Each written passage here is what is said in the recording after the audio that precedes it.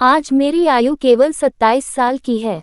ये जीवन न दीर्घता के हिसाब से बड़ा है, न गुण के हिसाब से, तो भी इसका एक विशेष मूल्य है। यह उस फूल के समान है जिसके वक्ष पर ब्रह्मा आ बैठा हो और उसी पदक्षेप के इतिहास ने उसके जीवन के फल में गुठली का सा रूप धारण कर लिया हो। वह इतिहास आकार में छोटा है, उसे छोटा करके ही लिखूंगा। जो छोटे को साधारण समझने की भूल नहीं करेंगे वे इसका रस समझेंगे। कॉलेज में पास करने के लिए जितनी परीक्षाएं थी सब मैंने खत्म कर ली हैं। बचपन में मेरे सुंदर चेहरे को लेकर पंडित जी को सेमल के फूल तथा माकाल फल, बाहर से देखने में सुंदर तथा भीतर से दुर्गंधयुक्त और अखाद्य गुदे वाला एक फल के साथ मेरी तुलना करके हंसी उड़ाने का मौका मिला था।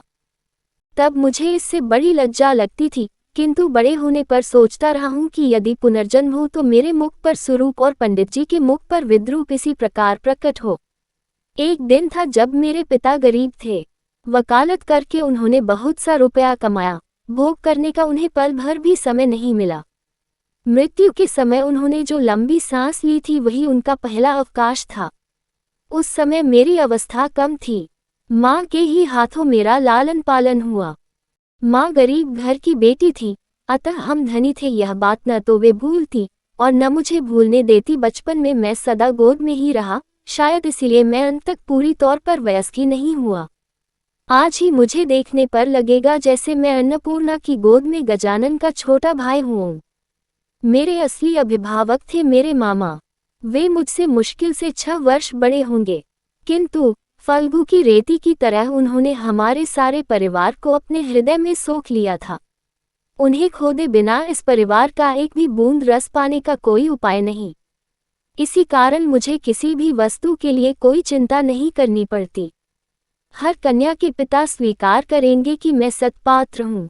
हुक्का तक नहीं पीता। भला आदमी होने में कोई झंझट नहीं है, अतः मैं नितांत भलामानस हूँ। माता का आदेश मानकर चलने की क्षमता मुझमें है, वस्तुतः न मानने की क्षमता मुझमें नहीं है। मैं अपने को अंतःपुर के शासनानुसार चलने के योग्य ही बना सका हूँ। यदि कोई कन्या स्वयंवरा हो तो इन सुलक्षणों को याद रखे। बड़े बड़े घरों से मेरे विवाह के प्रस्ताव आए थे, किंतु मेरे मामा का, जो धरती पर मेरे भाग्य देवता के प्रधान एजेंट थे, विवाह के संबंध में एक विशेष मत था। अमीर की कन्या उन्हें पसंद न थी। हमारे घर जो लड़की आए वह सिर झुकाए हुए आए, वे यही चाहते थे। फिर भी रुपये के प्रति उनकी नस नस में आसक्ति समाई हुई थी। वे ऐसा समधी चाहते थे जिसके पास धन तो न हो, पर जो धन देने में त्रुटि न करे, जिसका शोषण तो कर लिया जाए, पर जिसे घर आने पर गुड़गुड़ी के बदले बंधे हुक्के में गुड़गुड़ी हुक्का अधिक सम्मान सूचक समझा जाता है, बंधा हुक्का मामूली हुक्का होता है। तंबाकू देने पर जिसकी शिकायत न सुननी पड़े। मेरा मित्र हरीश कानपुर में काम करता था। छुट्टियों में उसने कलकत्ता आकर मेरा मन चंचल कर दिया। बोला, सुनो जी, अगर लड़की की बात हो तो एक अच्छी खासी लड़की है। कुछ दिन पहले ही M.A. पास किया था। सामने जितनी दूर तक दृष्टि जाती, छुट्टी धू धू कर रही थी। परीक्षा नहीं है, उम्मीदवारी नहीं, नौकरी नहीं, अपनी जायदाद देखने की चिंता भी नहीं, शिक्षा भी नहीं, इच्छा भी नहीं, होने में भीतर माँ थी और बाहर मामा। इस अवकाश की मरुभूमि में मेरा हृदय उस समय विश्वव्यापी नारी रूप की मरीचिका देख रहा था। आकाश में उसकी दृष्टि थी, वायु में उसका निश्वास, तरु मरमर में उसकी रहस्यमयी बातें। ऐसे में ही हरीश आकर बोला, अगर लड़की की बात हो तो। मेरा तन मन वसंत वायु से दोलायित बकुल वन की नवलव राशि की भांति धूप छांव का पट बुनने लगा। हरीश आदमी था रसिक, रस उंडेलकर वर्णन करने की उसमें शक्ति थी, और मेरा मन था तृषात।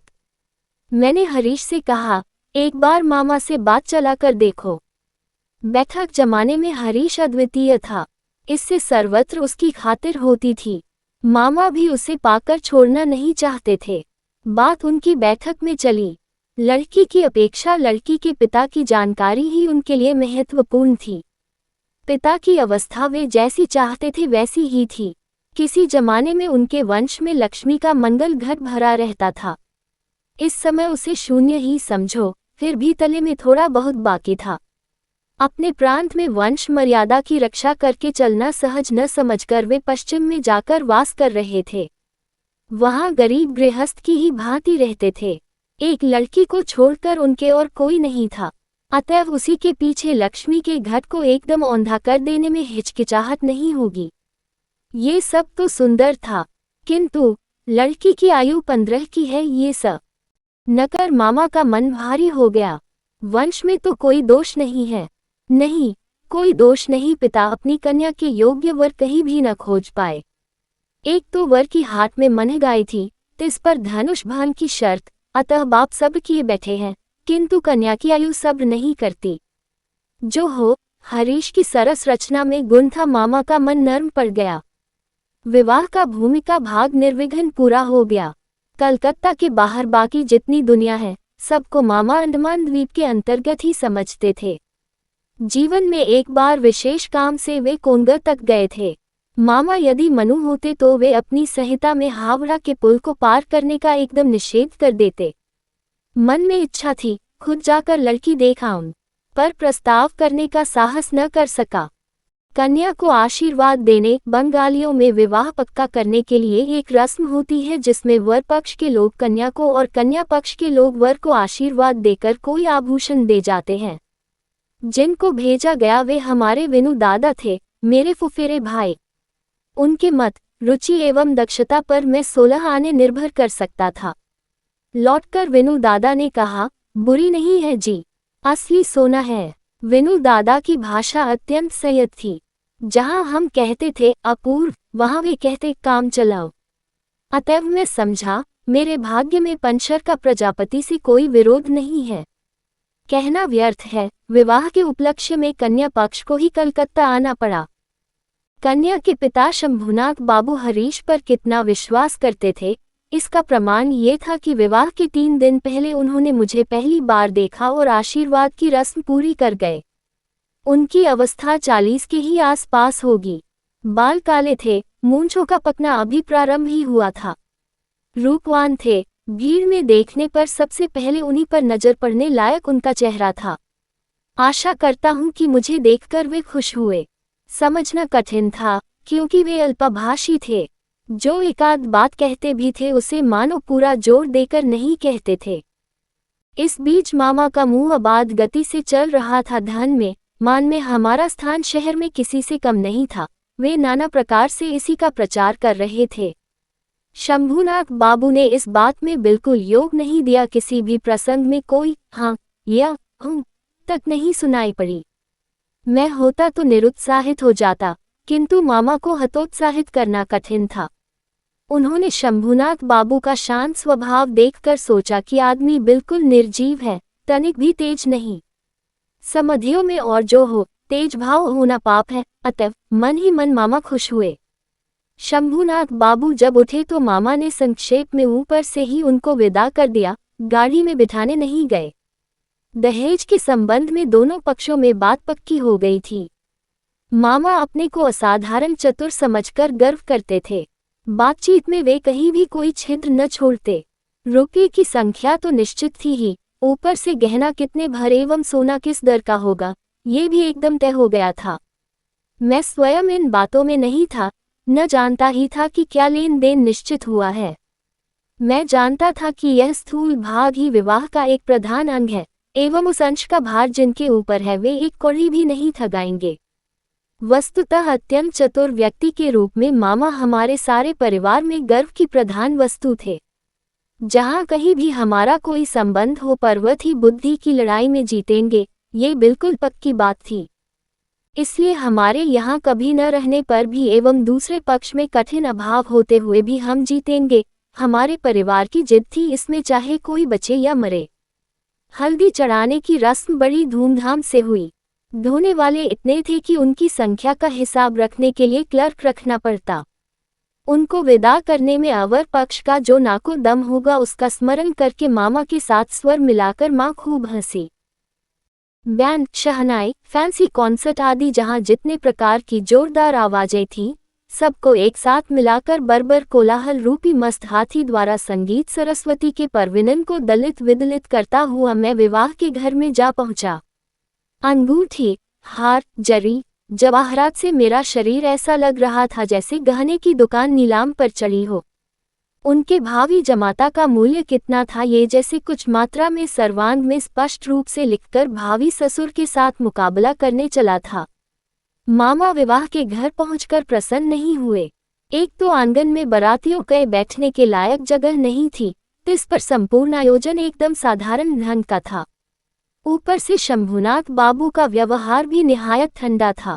उनकी विनय अजस्र नहीं थी, मुंह में शब्द ही न थे। बैठे गले, गंजी खोपड़ी, कृष्णवर्ण एवं स्थूल शरीर वाले उनके एक वकील मित्र यदि कमर में चादर बांधे, बराबर हाथ जोड़े, सिर हिलाते हुए, नम्रतापूर्ण स्मितहास्य और गदगद वचनों से कॉन्सर्ट पार्टी के करताल बजाने वाले से लेकर वरकर्ता तक प्रत्येक को बार बार प्रचुर मात्रा में अभिषिक्त न कर देते तो शुरू में ही मामला इस पार या उस पार हो जाता। मेरे सभा में बैठने की कुछ देर बाद ही मामा शंभुनाथ बाबू को बगल के कमरे में बुला ले गए। पता नहीं क्या बातें हुई। कुछ देर बाद ही शंभुनाथ बाबू ने आकर मुझसे कहा, लाला जी जरा इधर तो आइए। मामला ये था सभी का न हो, किंतु किसी किसी मनुष्य का जीवन में कोई एक लक्ष्य रहता है। मामा का एकमात्र लक्ष्य था वे किसी भी प्रकार किसी से ठगे नहीं जाएंगे। उन्हें डर था कि उनके समधी उन्हें गहनों में धोखा दे सकते हैं। विवाह कार्य समाप्त हो जाने पर उस धोखे का कोई प्रतिकार न हो सकेगा। घर किराया, सौगात, लोगों की विदाई आदि के विषय में जिस प्रकार की खींचातानी का परिचय मिला उससे मामा ने निश्चय किया था लेने देने के संबंध में इस आदमी की केवल जबानी बात पर निर्भर रहने से काम न चलेगा। इसी कारण घर के सुनार तक को साथ लाए थे। बगल के कमरे में जाकर देखा, मामा एक कुर्सी पर बैठे थे। एक सुनार अपनी तराजू, बाट और कसौटी आदि लिए जमीन पर। शंभुनाथ बाबू ने मुझसे कहा, तुम्हारे मामा कहते हैं कि विवाह कार्य शुरू होने के पहले ही वे कन्या के सारे गहने जंचवा देखेंगे, इसमें तुम्हारी क्या राय है? मैं सिर नीचा किए चुप रहा। मामा बोले, वह क्या कहेगा, मैं जो कहूँगा वही होगा। शंभुनाथ बाबू ने मेरी ओर देखकर कहा, तो फिर यही तय रहा। ये जो कहेंगे वही होगा। इस संबंध में तुम्हें कुछ नहीं कहना है। मैंने जरा गर्दन हिलाकर इशारे से बताया, इन सब बातों में मेरा बिल्कुल भी अधिकार नहीं है। अच्छा तो बैठो, लड़की के शरीर से सारा गहना उतार कर लाता हूँ। ये कहते हुए वे उठे। मामा बोले, अनुपम यहाँ क्या करेगा?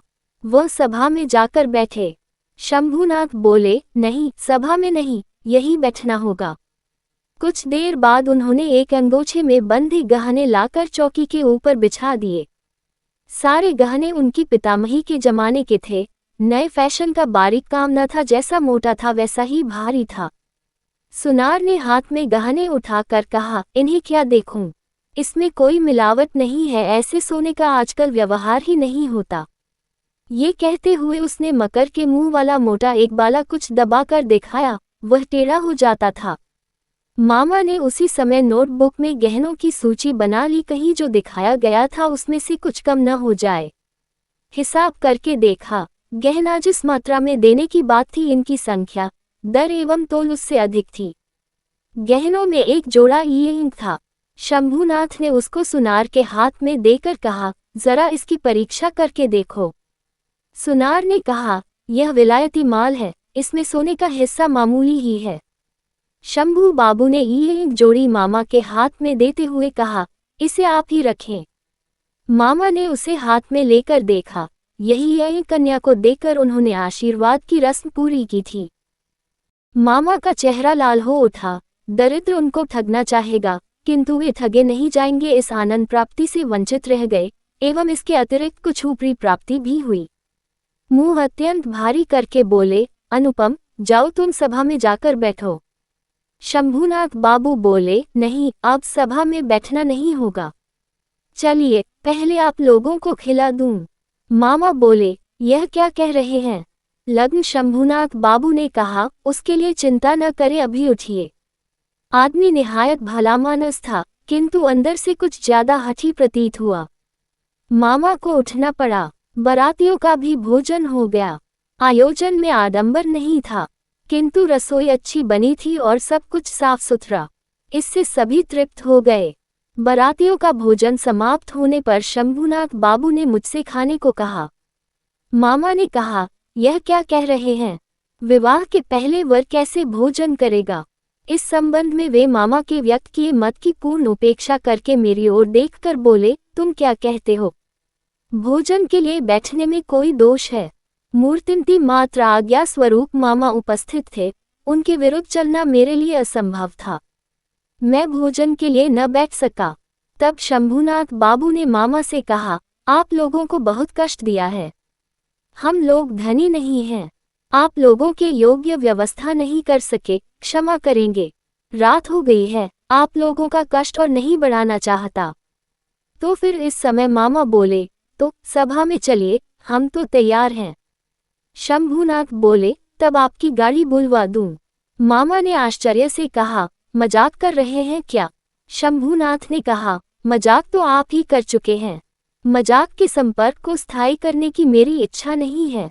मामा दोनों आंखें विस्फारित किए अवाक रह गए। शंभूनाथ ने कहा, अपनी कन्या का गहना मैं चुरा लूंगा। जो ये बात सोचता है उसके हाथों में कन्या नहीं दे सकता। मुझसे एक शब्द कहना भी उन्होंने आवश्यक नहीं समझा। कारण प्रमाणित हो गया था, मैं कुछ भी नहीं था। उसके बाद जो हुआ उसे कहने की इच्छा नहीं होती। झाड़ फानूस तोड़ फोड़कर चीज वस्तु को नष्ट भ्रष्ट करके बारातियों का दल दक्ष यज्ञ का नाटक पूरा करके बाहर चला आया। घर लौटने पर बैंड, शहनाई और कॉन्सर्ट सब साथ नहीं बजे एवं अभ्रक के झाड़ों ने आकाश के तारों के ऊपर अपने कर्तव्य का निर्वाह करके कहाँ महानिर्वाण प्राप्त किया, पता नहीं चला। घर के सब लोग क्रोध से आग बबूला हो गए। कन्या के पिता को इतना घमंड कलियुग पूर्ण रूप से आ गया है। सब बोले, देखें लड़की का विवाह कैसे करते हैं। किंतु लड़की का विवाह नहीं होगा, ये भय जिसके मन में न हो उसको दंड देने का क्या उपाय है। बंगाल भर में मैं ही एकमात्र पुरुष था जिसको स्वयं कन्या के पिता ने जनवासे से लौटा दिया था। इतने बड़े सत्पात्र के माथे पर कलंक का इतना बड़ा दाग किस दुष्ट ग्रह ने इतना प्रचार करके गाजे बाजे से समारोह करके आंक दिया। बाराती यह कहते हुए माथा पीटने लगे कि विवाह नहीं हुआ, लेकिन हमको धोखा देकर खिला दिया। संपूर्ण अन्न सहित पक्वाशय निकालकर वहां फेंक आते तो अफसोस मिटता। विवाह के वचन भंग का और मानहानि का दावा करूंगा कहकर मामा घूम घूमकर खूब शोर मचाने लगे। हितैषियों ने समझा दिया कि ऐसा करने से जो तमाशा बाकी रह गया है वह भी पूरा हो जाएगा। कहना व्यर्थ है, मैं भी खूब क्रोधित हुआ था। किसी प्रकार शंभूनाथ बुरी तरह हार कर मेरे पैरों पर आ गिरे। मूंछों की रेखा पर ताव देते देते केवल यही कामना करने लगा। किंतु इस आक्रोश की काली धारा के समीप एक और स्रोत बह रहा था, जिसका रंग बिल्कुल भी काला नहीं था। संपूर्ण मन उस अपरिचित की ओर दौड़ गया। अभी तक उसे किसी भी प्रकार वापस नहीं मोड़ सका। दीवार की आड़ में रह गया। उसके माथे पर चंदन चर्चित था, देह पर लाल साड़ी, चेहरे पर लज्जा की ललाई। हृदय में क्या था ये कैसे कह सकता हूँ। मेरे कल्पलोक की कल्पलता वसंत के समस्त फूलों का भार मुझे निवेदित कर देने के लिए झुक पड़ी थी। हवा आ रही थी, सुगंध मिल रही थी, पत्तों का शब्द सुन रहा था। केवल एक पग बढ़ाने की देर थी, इसी बीच वह पग भर की दूरी क्षण भर में असीम हो गई। इतने दिन तक रोज शाम को मैंने विनु दादा के घर जाकर उनको परेशान कर डाला था। विनु दादा की वर्णन शैली की अत्यंत सघन संक्षिप्तता के कारण उनकी प्रत्येक बात ने स्फुल्लिंग के समान मेरे मन में आग लगा दी थी। मैंने समझा था कि लड़की का रूप बड़ा अपूर्व था, किंतु न तो उसे आंखों देखा और न उसका चित्र, सब कुछ अस्पष्ट रह गया। बाहर तो उसने पकड़ दी ही नहीं, उसे मन में भी न ला सका। इसी कारण भूत के समान दीर्घ निश्वास लेकर मन उस दिन की उस विवाह सभा की दीवार के बाहर चक्कर काटने लगा। हरीश से सुना, लड़की को मेरा फोटोग्राफ दिखाया गया था, पसंद अवश्य किया होगा, न करने का तो कोई कारण ही न था। मेरा मन कहता है वह चित्र उसने किसी बक्स में छिपा रखा है। कमरे का दरवाजा बंद करके अकेली किसी निर्जन दोपहरी में क्या वह उसे खोलकर न देखती होगी। जब झुककर देखती होगी तब चित्र के ऊपर क्या उसके मुख के दोनों ओर से खुले बाल आकर नहीं पड़ते होंगे।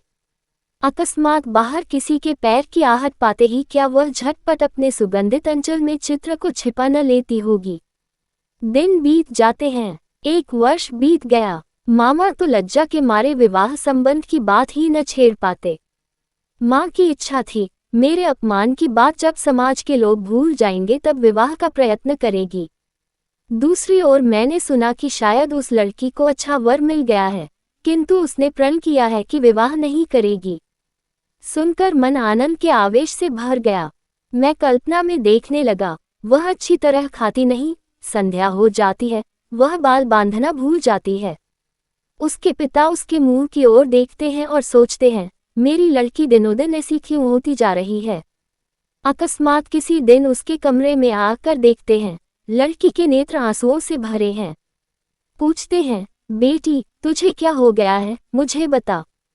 लड़की झटपट आंसू पोंछकर कहती है, कहाँ, कुछ भी तो नहीं हुआ पिताजी। बाप की इकलौती लड़की है, न बड़ी लाडली लड़की है। अनावृष्टि के दिनों में फूल की कली के समान जब लड़की एकदम मुरझा गई तो पिता के प्राण और अधिक सहन न कर सके। मान त्याग कर वे दौड़कर हमारे दरवाजे पर आए। उसके बाद मन में जो काले रंग की धारा बह रही थी वह मानो काले सांप के समान रूप धरकर फुफकार उठी। उसने कहा, अच्छा है, फिर एक बार विवाह का साज सजाया जाए, रोशनी जले, देश विदेश के लोगों को निमंत्रण दिया जाए, उसके बाद तुम वर के मोर को पैरों से कुचलकर दल बल लेकर सभा से उठकर चले आओ। किंतु जो धारा अश्रु जल के समान शुभ्र थी, वह राजहंस का रूप धारण करके बोली, जिस प्रकार मैं एक दिन दमयंती के पुष्पवन में गई थी, मुझे उसी प्रकार एक बार और जाने दो, मैं विरहिणी के कानों में एक बार सुख संदेश दे आऊं। उसके बाद दुख की रात बीत गई, नव वर्षा का जल बरसा, मलान फूल ने मुंह उठाया। इस बार उस दीवार के बाहर सारी दुनिया के और सब लोग रह गए, केवल एक व्यक्ति के भीतर प्रवेश किया। फिर मेरी कहानी खत्म हो गई, लेकिन कहानी ऐसे खत्म नहीं हुई। जहां पहुंचकर वह अनंत हो गई है, वहां का थोड़ा सा विवरण बताकर अपना ये लेख समाप्त करूंगा। मां को लेकर तीर्थ करने जा रहा था। भार मेरे ही ऊपर था, क्योंकि मामा इस बार भी हावड़ा पुल के पार नहीं हुए। रेलगाड़ी में सो रहा था। झोंके खाते खाते दिमाग में नाना प्रकार के बिखरे स्वप्नों का झुंझुना बज रहा था। अकस्मात किसी एक स्टेशन पर जाग पड़ा, वह भी प्रकाश अंधकार मिश्रित एक स्वप्न था। केवल आकाश के तारागण चिरपरिचित थे और सब अपरिचित अस्पष्ट था। स्टेशन की कई सीधी खड़ी बत्तियां प्रकाश द्वारा ये धरती कितनी अपरिचित है एवं जो चारों ओर है वह कितना अधिक दूर है, यही दिखा रही थी। गाड़ी में मां सो रही थी। बत्ती के नीचे हरा पर्दा टंगा था। ट्रंक, बक्स, सामान सब एक दूसरे के ऊपर तितर बितर पड़े थे। वह मानो स्वप्नलोक का उल्टा पुलटा सामान हो, जो संध्या की हरी बत्ती के टिमटिमाते प्रकाश में होने और न होने के बीच न जाने किस ढंग से पड़ा था। इस बीच उस विचित्र जगत की अद्भुत रात में कोई बोल उठा, जल्दी आ जाओ, इस डिब्बे में जगह है। लगा जैसे गीत सुना हो।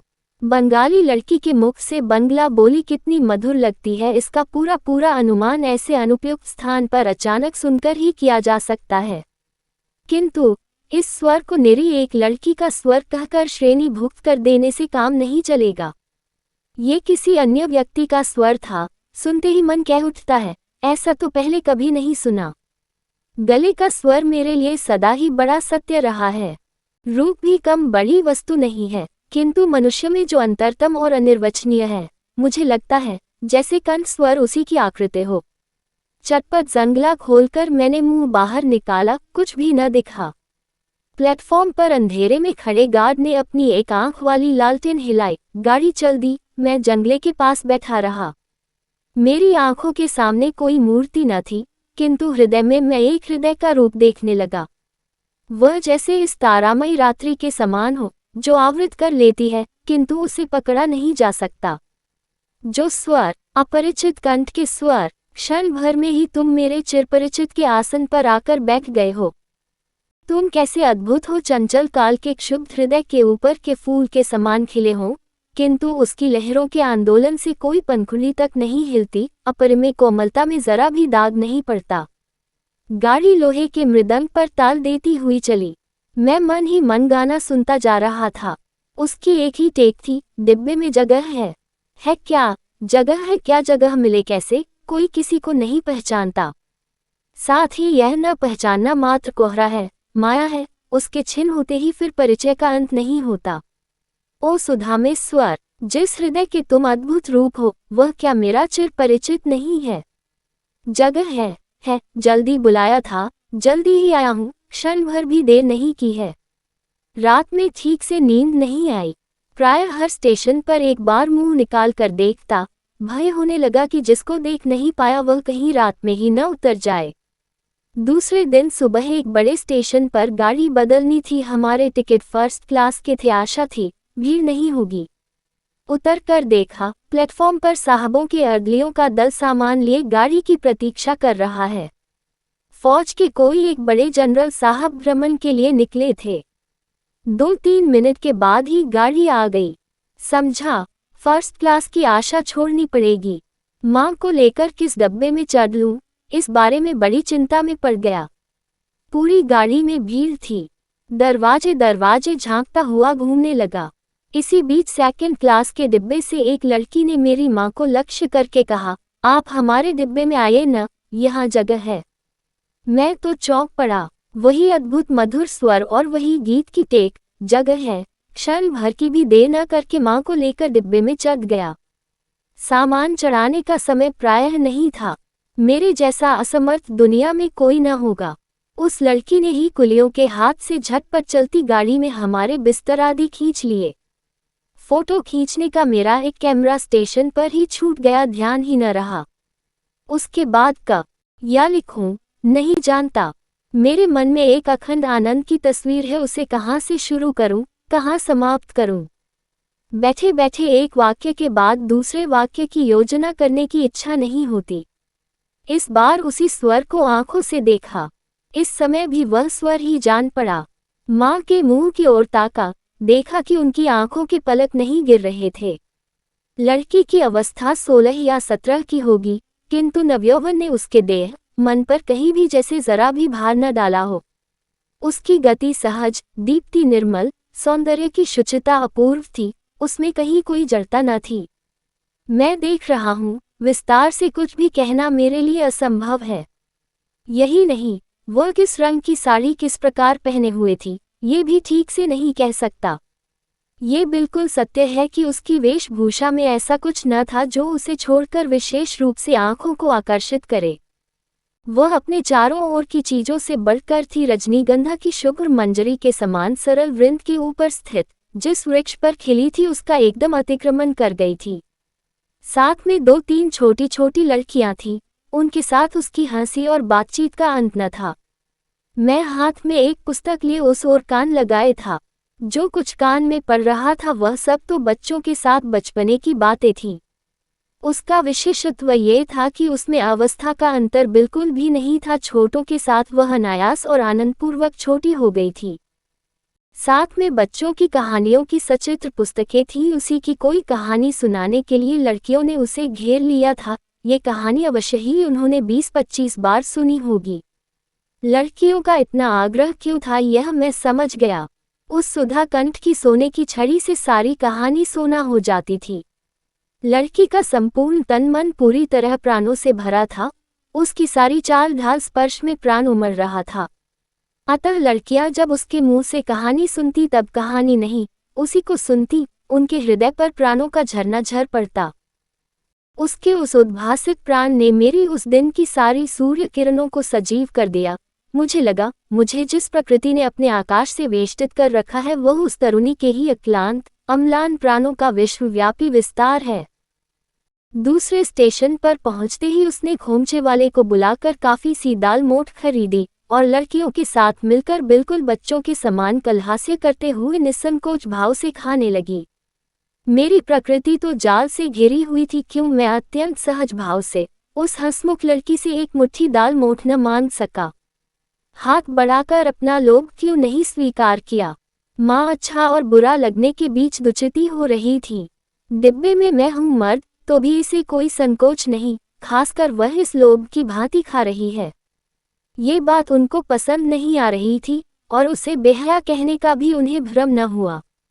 उन्हें लगा इस लड़की की अवस्था हो गई है, किंतु शिक्षा नहीं मिली। माँ एकाएक किसी से बातचीत नहीं कर पाती। लोगों के साथ दूर दूर रहने का ही उनको अभ्यास था। इस लड़की का परिचय प्राप्त करने की उनको बड़ी इच्छा थी, किंतु स्वाभाविक बाधा नहीं मिटा पा रही थी।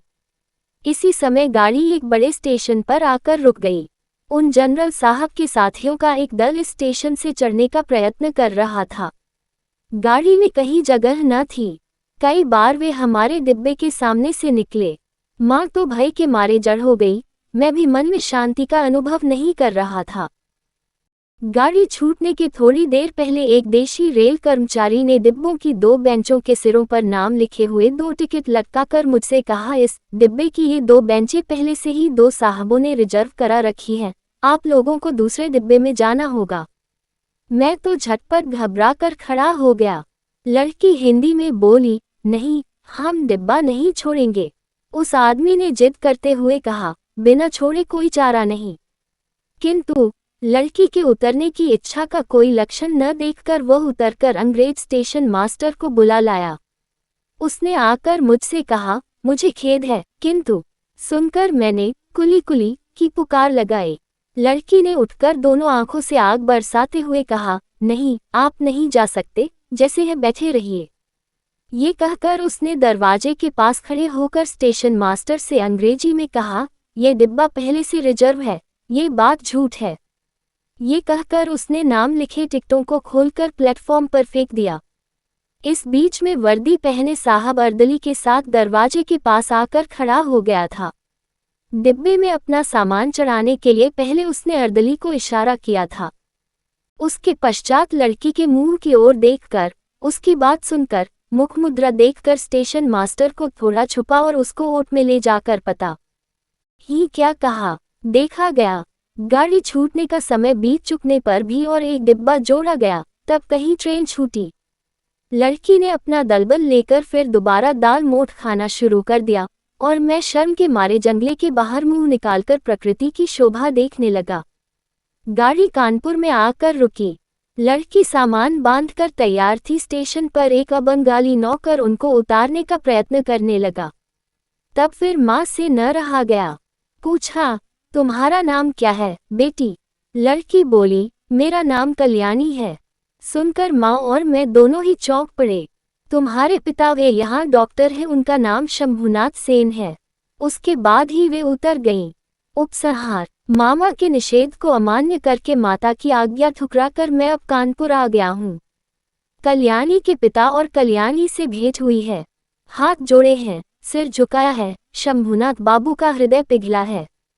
कल्याणी कहती है, मैं विवाह नहीं करूंगी। मैंने पूछा, क्यों? उसने कहा, मात्र आज्ञा। जब हो गया। इस ओर भी मातुल हैं क्या? बाद में समझा, मातृभूमि है। वह संबंध टूट जाने के बाद से कल्याणी ने लड़कियों को शिक्षा देने का व्रत ग्रहण कर लिया है। किंतु मैं आशा न छोड़ सका। वह स्वर मेरे हृदय में आज भी गूंज रहा है। वह मानो कोई उस पार की वंशी हो, मेरी दुनिया के बाहर से आई थी, मुझे सारे जगत के बाहर बुला रही थी। और वह जो रात के अंधकार में मेरे कान में पड़ा था, जगह है, वह मेरे चिरजीवन के संगीत की टेक बन गई। उस समय मेरी आयु थी 23, अब हो गई है 27। अभी तक आशा नहीं छोड़ी है, किंतु मातुल को छोड़ दिया है। इकलौता लड़का होने के कारण माँ मुझे नहीं छोड़ सकी। तुम सोच रहे होगे, मैं विवाह की आशा करता हूँ। नहीं, कभी नहीं। मुझे याद है, बस उस रात के अपरिचित कंठ के मधुर स्वर की आशा जगह है। अवश्य है, नहीं तो खड़ा होऊंगा। इसी से वर्ष के बाद वर्ष बीतते जाते हैं, मैं यही हूँ। भेंट होती है, वही स्वर सुनता हूँ। जब अवसर मिलता है उसका काम कर देता हूँ और मन कहता है यही तो जगह मिली है। और ये अपरिचिता। तुम्हारा परिचय पूरा नहीं हुआ, पूरा होगा भी नहीं, किंतु मेरा भाग्य अच्छा है, मुझे जगह मिल चुकी है।